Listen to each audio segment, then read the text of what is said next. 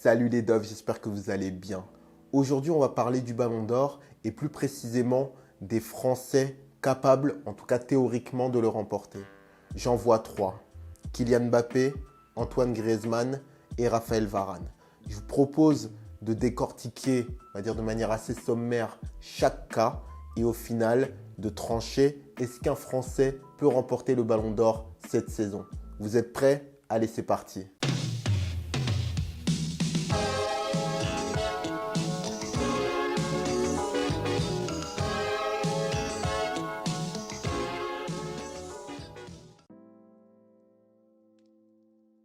On va commencer par le cas Antoine Griezmann.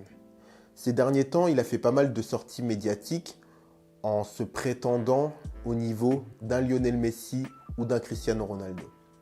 Alors, au premier abord, je trouve ça totalement déplacé dans le sens où je pense qu'il n'y a pas besoin d'être un expert du foot pour voir que Cristiano Ronaldo et Lionel Messi sont des extraterrestres et que Griezmann est un très bon joueur seulement entre guillemets.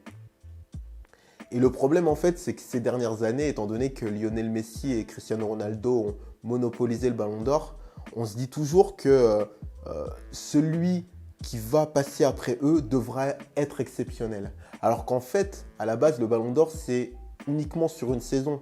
Mais quand on voit passer des joueurs aussi incroyables que Lionel Messi et Cristiano Ronaldo, on a besoin d'avoir un joueur qui soit, s'il n'est pas au même standing, aussi extraordinaire. Et le truc, c'est que malgré la Coupe du Monde, malgré la Ligue Europa remportée avec l'Atlético Madrid, Antoine Griezmann, en tout cas selon moi, il n'a pas fait une Coupe du Monde exceptionnelle.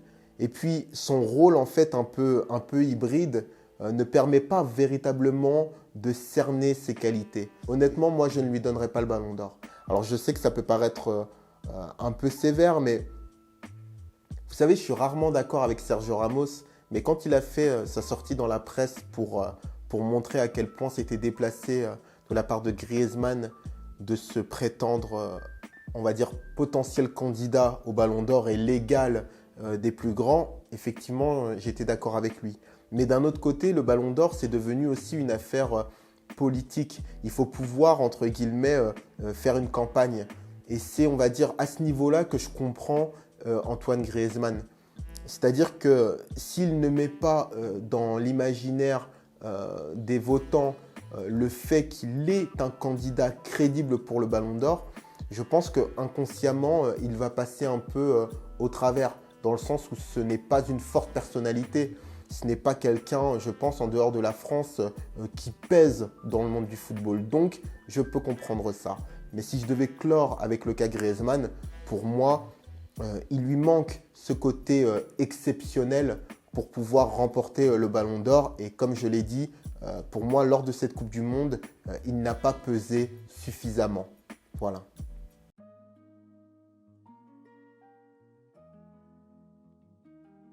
D'un point de vue purement logique, d'un point de vue purement rationnel, Raphaël Varane est celui qui mérite, en tout cas le Français qui mériterait le plus ce Ballon d'Or.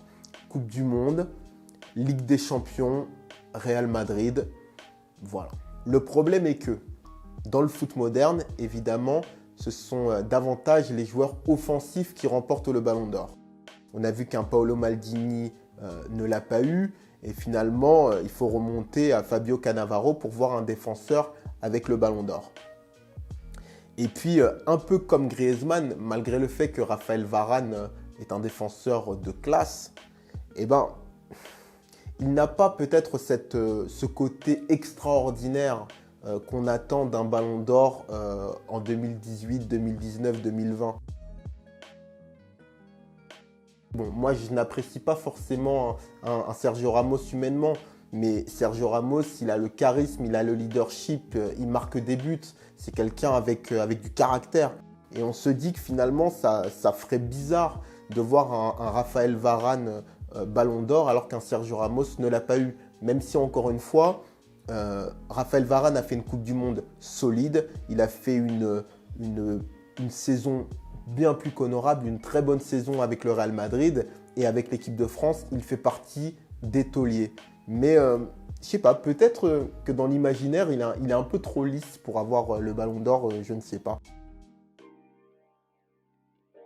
Enfin, on va passer à Kylian Mbappé, qui est selon moi le Français le plus crédible pour l'obtention du ballon d'or. Pourquoi? Parce que Kylian Mbappé, il est exceptionnel. Et comme je vous l'ai dit tout à l'heure, si quelqu'un doit succéder, je pense, à un Lionel Messi ou un Cristiano Ronaldo, ça doit être un joueur exceptionnel, un magicien. Et je pense que Kylian Mbappé a cette magie dans les pieds et il fait l'unanimité. C'est ça en fait. Je pense que n'importe quel joueur aujourd'hui, que ce soit un coéquipier ou un rival, admire et reconnaît le talent intrinsèque de Kylian Mbappé. Et je pense qu'aujourd'hui, c'est un point déterminant.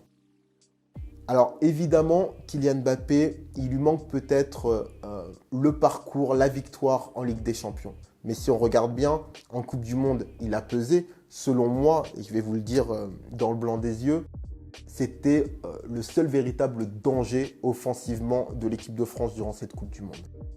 Il a fait un début de saison canon et il a des aptitudes extraordinaires. Il est jeune, je sais pas, c'est un profil atypique. Je sais très bien que le Ballon d'Or, c'est quelque chose qui ne compte que sur une année. Mais je pense malgré tout que je dirais pas pour la crédibilité, mais je dirais plus pour l'aura, pour la pérennité et pour le côté respectabilité du Ballon d'Or, je pense qu'il faudrait peut-être attendre encore un an, une petite année pour pouvoir le donner à Kylian Mbappé. Ou au moins qu'il fasse cette grosse saison en Ligue des Champions. Alors évidemment, je suis le premier à le regretter parce que je suis d'une époque, bon je ne suis pas si vieux que ça, hein, mais je suis d'une époque où la Coupe du Monde était le trophée suprême. Mais aujourd'hui, il faut bien le reconnaître, en termes de niveau footballistique, le niveau le plus haut, c'est le niveau en Ligue des Champions. Donc pour moi, un joueur qui est un leader d'une équipe qui remporte la Ligue des Champions a pour moi aujourd'hui, en tout cas en ce qui concerne par rapport à la dernière Coupe du Monde, a plus de crédibilité qu'un joueur qui aurait porté son équipe lors du mondial. Mais encore une fois, pour moi, c'est d'un point de vue concret. D'un point de vue de l'aura, évidemment, la Coupe du Monde compte toujours plus. Voilà, donc pour moi, finalement, je ne vois aucun Français en mesure de remporter le Ballon d'Or cette année. Je serais vraiment très surpris. Et le seul peut-être voilà, à qui je le donnerais éventuellement, c'est Kylian Mbappé. Alors si on sort des Français, moi je pense que je le donnerais à Cristiano Ronaldo encore une fois. Pour la Ligue des Champions qu'il a fait, pour le fait qu'il a réussi finalement après un début de saison moyen à revenir. Voilà, pour finalement cette métamorphose de CR7 en véritable buteur. Voilà, c'est une mutation qu'il a fait progressivement. Et là, c'est un CR7 qui est arrivé au bout du processus pour devenir un buteur et je pense qu'il le mérite. Voilà. Après, bon, en Coupe du Monde, il a fait un match significatif contre l'Espagne, mais c'est pas tant la performance en Coupe du Monde que je retiens, mais c'est vraiment un tout, le charisme, l'aura, le côté leader d'ailleurs qui manque aujourd'hui au Real Madrid. Voilà les dofs, bah écoutez, j'attends votre avis dans les commentaires. Est-ce que selon vous, un Français mérite le Ballon d'Or? Et si ce n'est pas le cas, quel est selon vous le joueur qui le mérite? Je vous dis à bientôt les dofs, portez-vous bien. Ah oui, j'ai lancé une nouvelle série de vidéos qui s'appelle Black Blamber 2.0. C'est un vlog qui retrace le parcours des Bleus, enfin pas directement le parcours des Bleus, mais la façon dont certains supporters ont vécu le parcours en Coupe du Monde. Alors, c'est une série que j'ai lancée avec Bilal en fait avant la Coupe du Monde. Je me suis dit, je sais pas, j'ai senti qu'on allait faire un grand... peut-être pas une grande Coupe du Monde en termes de football parce que j'estime qu'elle était loin d'être incroyable, mais je savais, j'étais persuadé qu'on allait franchir un certain nombre de tours en me disant que si on arrivait en finale et si éventuellement on la gagnait, ça pourrait être quelque chose de sympa. Alors je vous invite vraiment les dofs, ceux qui ne l'ont pas vu, ceux qui ne l'ont pas fait, à aller jeter un coup d'œil. Je vais sortir les vidéos petit à petit, donc n'hésitez pas à me faire un retour là-dessus. Je vous dis à bientôt les dofs, portez-vous bien. Ciao. Eh les mecs, vous cognez sur est plus petit que vous. Ah, ça a l'air vachement cool. Je peux jouer avec vous? Et s'il te plaît, tu peux me donner du feu? Ouais, tiens, voilà. Qui t'es, toi? Qui je suis? Je m'appelle Doraemon et je suis le boss de la bande de Santama.